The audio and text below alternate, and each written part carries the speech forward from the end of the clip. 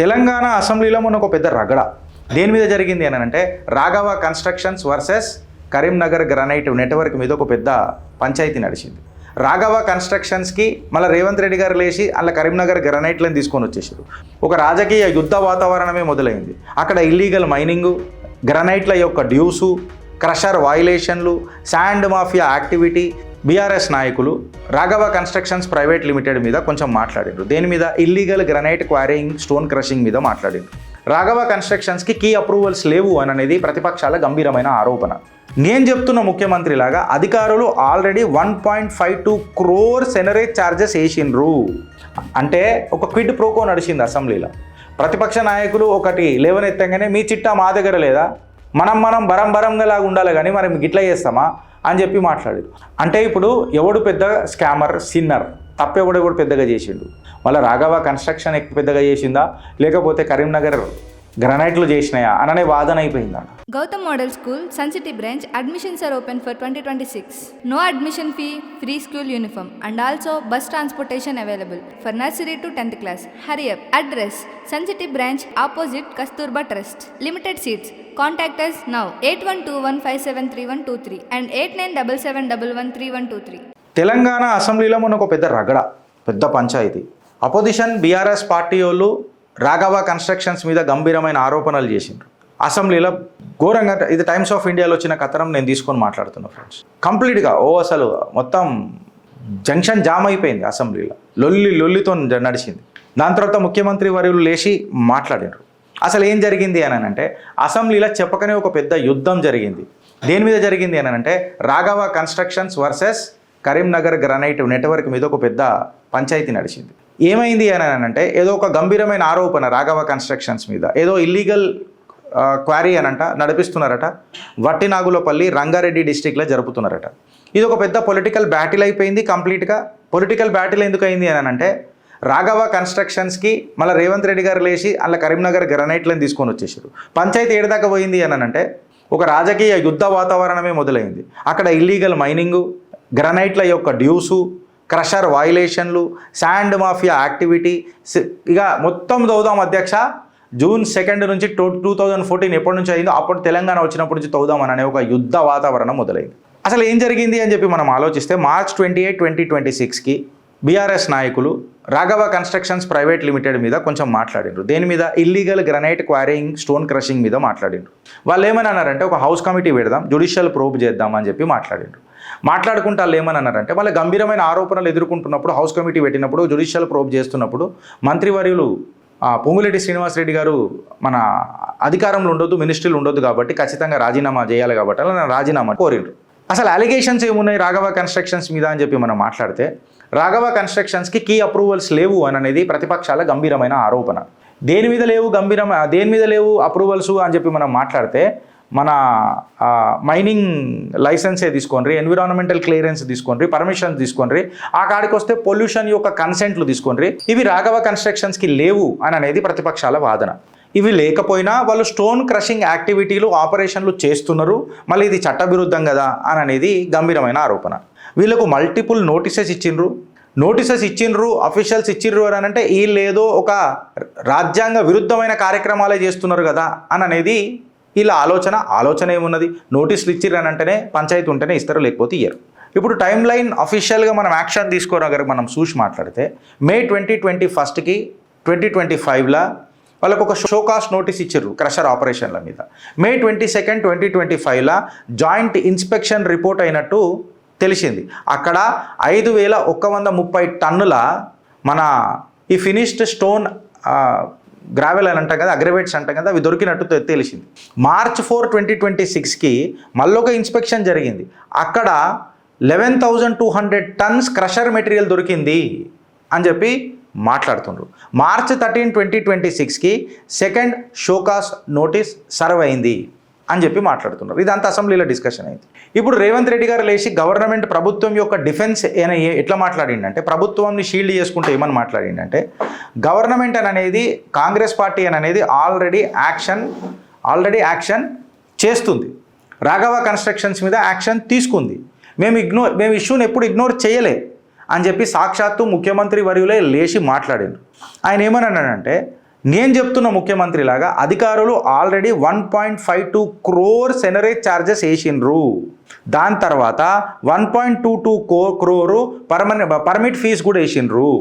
ముఖ్యమంత్రి గారు ఏమని మాట్లాడినారు లేచి, ఆల్రెడీ రాఘవ కన్స్ట్రక్షన్స్ మీద మేము యాక్షన్ తీసుకున్నాము, 1.52 crore సెనరేజ్ ఫీజు ఏదైతే ఉందో అది వేసినాము, అండ్ 1.22 crore పర్మిట్ ఫీజు కూడా వేసినాము అని చెప్పి క్లియర్ కట్గా ముఖ్యమంత్రి వర్యులు చెప్పారు. ఆయన ఏమన్నాడంటే గవర్నమెంట్ నోటీస్ ఇష్యూ చేసిందని అంటేనే ప్రభుత్వం మేము ఎవరిని కూడా షీల్డ్ చేస్తలేమననే కదా అర్థం అని చెప్పి గౌరవనీయ ముఖ్యమంత్రి వర్యులు మాట్లాడారు.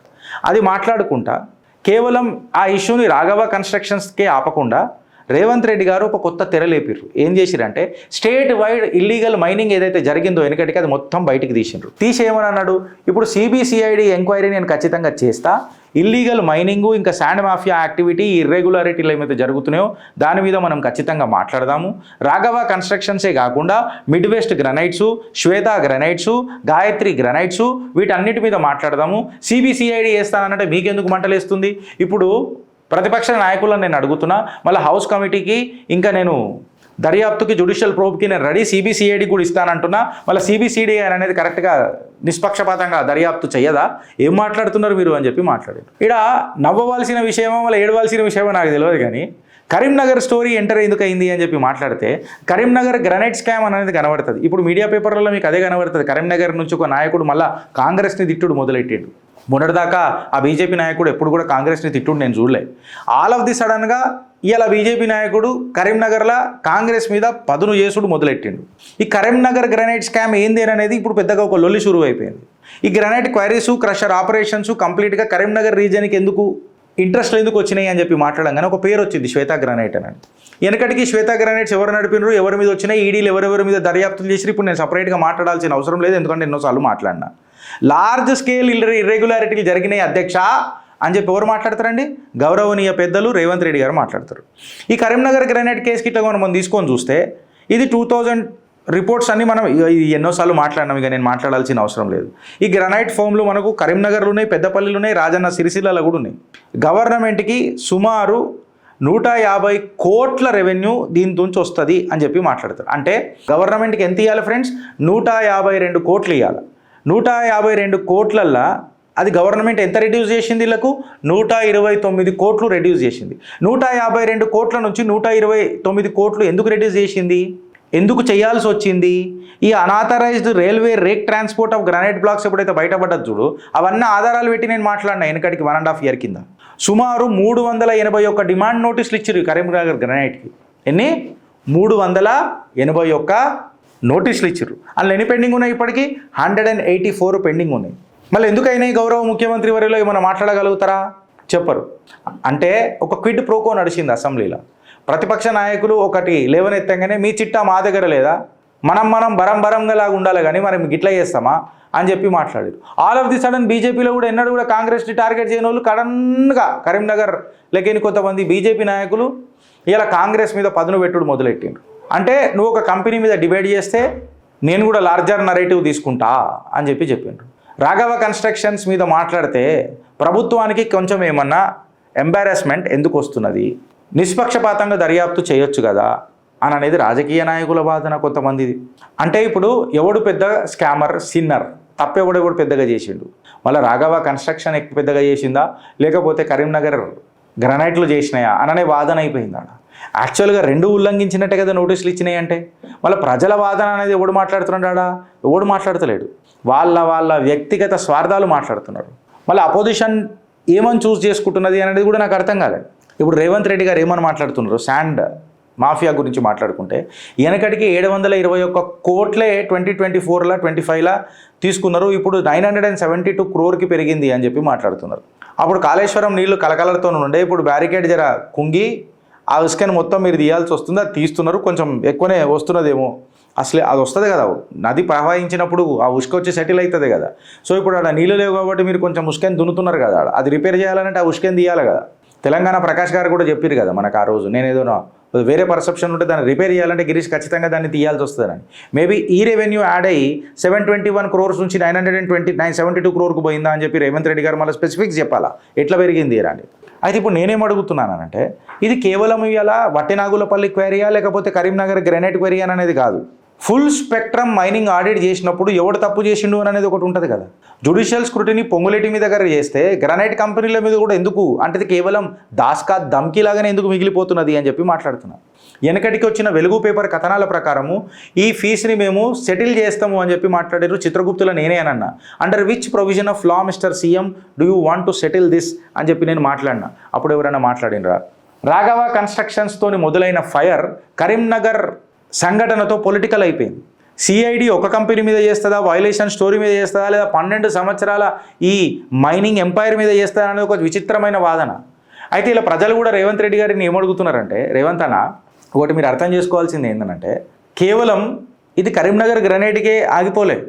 సున్నపు నిలువల మీద సుల్తాన్పూర్ సైదులమ్మ బ్లాక్లల్లో జీపీఎస్ కోఆర్డినేట్స్ లేకుండా మీరు యాక్షన్ చేసిర్రు. కోర్టు తీర్పులు కోర్టులు చివాట్లు పడ్డా మీరు సైలెంట్గా ఉన్నారు. ఇవాళ ఎవడు ఎంత తప్పు చేసిండా అన్నది ఇంపార్టెంట్ కాదు, తప్పు చేసిండా లేదా అది మీరు పరిగణనలోకి తీసుకుంటున్నాను అనేది ఇంపార్టెంట్. ఫుల్ స్టేట్ మైనింగ్ ఛార్జ్షీట్లలో మళ్ళీ ఈ జీపీఎస్ కోఆర్డినేట్స్ లేకుండా సున్నపు నిలువలను మొత్తం దోసుకొదొబ్బుతున్నారు చూడు. కాంగ్రెస్ వచ్చిన తర్వాత గల్లీల నుంచి ఏ ఢిల్లీకి అప్పచెప్తున్నారు అని చెప్పి నేను ఎలా అడుగుతున్నా. అంటే ఇలా ఎవడు గట్టిగా లొల్లి పెట్టిండు అనేది కాదు, యాక్చువల్గా ఎవడు తప్పు చేసిండు అనేది పెద్ద లెక్క. ఆ పక్క నిడిచిపెట్టి క్విడ్ ప్రోకో మాటలు అసెంబ్లీ సాక్షిగా ప్రజల ముంగట లైవ్ షోలలో మాట్లాడుతున్నారు అని అంటే ఇలా ప్రతిపక్షాలు ఎవరిని టార్గెట్ చేస్తున్నాయి, అధికార పక్షం ఎవరిని టార్గెట్ చేస్తుంది, బట్ ప్రజల పక్షాన ఎవడు మాట్లాడుతున్నాడు? ఇర్రెగ్యులారిటీలు అవుతున్నప్పుడు మళ్ళీ ప్రజాధనం రాష్ట్ర ఖజానా దెబ్బతింటుంది కదా అని చెప్పి నేను ఇలా అడుగుతున్నాను. ఇలా మనీ ట్రయల్ క్వశ్చన్ ఏందనంటే ఎక్స్పెక్టెడ్ మైనింగ్ రెవెన్యూ అనేది 1800 కోట్లు అంట. యాక్చువల్గా ఎంత వస్తుందట? 900 కోట్లు వస్తుందట. మళ్ళీ ఈ 900 కోట్లు ఎక్కడ పోయింది అని చెప్పి నేను ఎలా అడుగుతున్నా. అగర్ కోకాపేట మైనింగ్ యాంగిల్ గారు మనం తీసుకొని చూస్తే కేటీఆర్ గారు ఒక గంభీరమైన ఆరోపణ చేశారు. భాగ్యలక్ష్మి మైనింగ్ లింక్స్ తీసుకొని వచ్చి మళ్ళీ ముఖ్యమంత్రి యొక్క కుటుంబ సభ్యులకో లేకపోతే ముఖ్యమంత్రి యొక్క చుట్టాలకో ఇది అంటగట్టిర్రు అని చెప్పి కేటీఆర్ గారు మాట్లాడితే ముఖ్యమంత్రి గారు దీని మీద ఏం మాట్లాడతారు? వాళ్ళు గన్ పార్క్ దగ్గర కూడా నిన్న పెద్ద ప్రొటెస్ట్ చేశారు. మళ్ళీ కాన్ఫ్లిక్ట్ ఆఫ్ ఇంట్రెస్ట్ ఏంది అని చెప్పి నేను ఇలా అడుగుతున్నాను. అసెంబ్లీ సాక్షిగా ముఖ్యమంత్రి వారిలో మళ్ళీ అబ్యూజ్ ఆఫ్ పవర్ చేసిండా అని చెప్పి నేను అడుగుతున్నాను. ఫ్యామిలీ లింకులు, పబ్లిక్ కాంట్రాక్టులు, ఇది కోయిన్సిడెన్సా లేకపోతే ఇక మీరు ఫిలప్ చేసుకోరు ఇక బ్లాంకులు. కేటీఆర్ గారు కూడా నిన్న గంభీరమైన ఆరోపణలు చేసిర్రు రేవంత్ రెడ్డి మీద. అసెంబ్లీలో రాంగ్ డేటా ప్రజెంట్ చేసిండ్రు అని అన్నారు. మెట్రో కాంట్రవర్సీ మీద మాట్లాడుతూ ఆయన ఏమని అన్నారు? ల్యాండ్ ఇష్యూ అనేది 280 ఎకరాలు టు లర్సన్ అండ్ టార్బోకు మనం ఇచ్చింది, ఎల్ఎన్టీకి ఇచ్చినాము. మళ్ళీ ఇది డెవలప్మెంటా ల్యాండ్ గేమా అని ప్రజలు అడుగుతున్నారు. మళ్ళీ అలిగేషన్ ఏంది? సిఎఫ్ఓని కూడా థ్రెటన్ చేసిర్రు అధ్యక్ష అని చెప్పి మాట్లాడుతున్నారు. ప్రతిపక్షాలు ఆరోపణలు చేస్తున్నాయి, నేను అవే అడుగుతున్నాను. అగర్ కూడా మనం పర్ఫార్మెన్స్ మీద దగ్గర ఇలా మాట్లాడితే రేవంత్ రెడ్డి గారి ప్రభుత్వం ఏం మాట్లాడుతుంది అని చెప్పి నేను అడుగుతున్నాను. 2.5 సంవత్సరాలలో ఏ మేజర్ ప్రాజెక్ట్ ఇలా కాంగ్రెస్ పార్టీ కంప్లీట్ చేసి కాలర్ ఎగరేస్తుంది అని చెప్పి చెప్తున్నాను. ఏదన్నా ఒక్క ప్రాజెక్ట్ దీని మీద ఏమైనా మాట్లాడగలుగుతుందా కాంగ్రెస్ అని చెప్పి నేను ఇలా నిలదీస్తున్నా. భారత్ మాతాకి జై.